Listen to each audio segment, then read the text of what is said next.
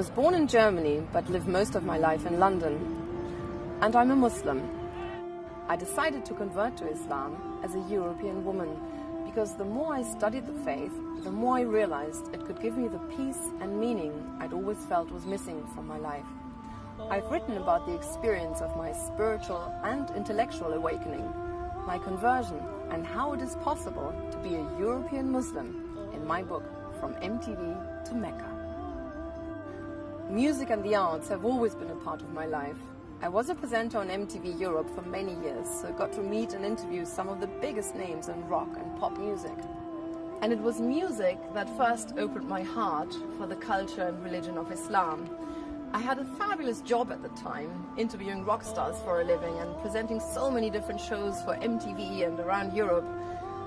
But despite having this dream job, I'd always felt an emptiness inside. And it was at a point of crisis in my life that I met Imran Khan.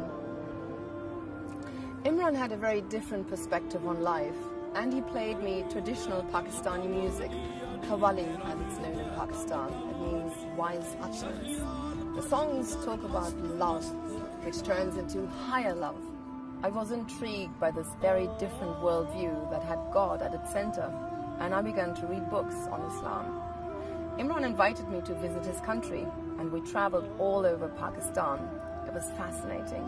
I loved the warmth of the people, the beauty of the symbolic Islamic architecture, the nature, the jewelry and the fabrics. And I soon developed a taste for the delicious desi food. Every day I was meeting people whose lives were dominated by the love of God.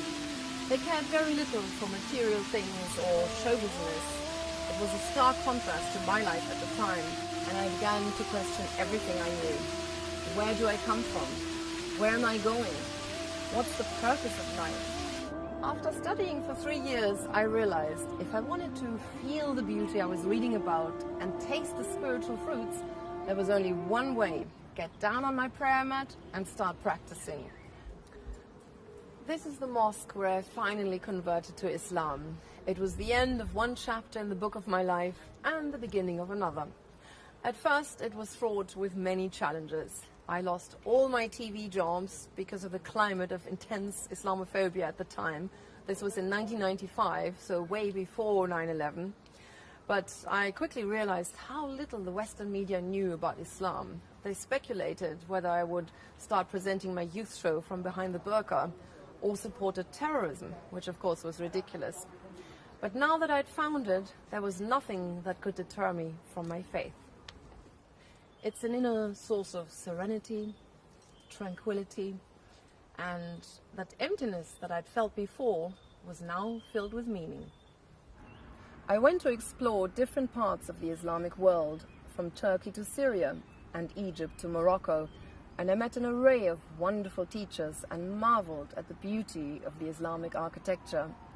It was an amazing journey of discovery that culminated in the journey of a lifetime for any Muslim. The Hajj, the big pilgrimage to Mecca. Ever since, I've been trying to delve deeper into the heart of Islam and look for ways and outlets to harmonize my faith with my identity. I'm a Muslim and a European, living and working in Britain. I wrote my book as an inspiration to faith, to show that there is another dimension to life. Islam, if taken seriously, can be a positive tool of transformation for the individual and the society. And not to forget, we have far more in common between other religions than we may think. We need to build on these ethical values that we share while respecting our differences and work together for the common good. Build bridges and actually walk across them.